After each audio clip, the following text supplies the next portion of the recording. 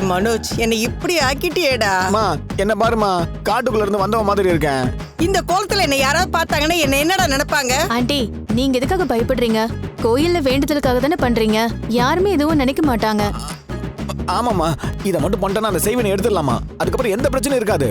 எப்பா டைம் ஆகுதுப்பா, வா கோயில சுத்தலாம்.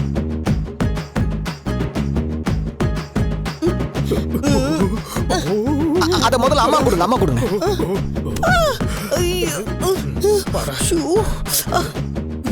இதுவும் நல்லா எரியுது.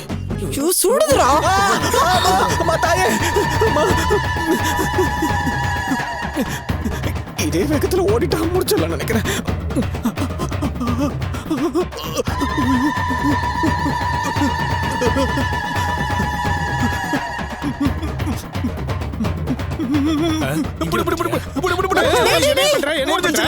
இனிமேதான் ஆரம்பிக்கவே போகுது.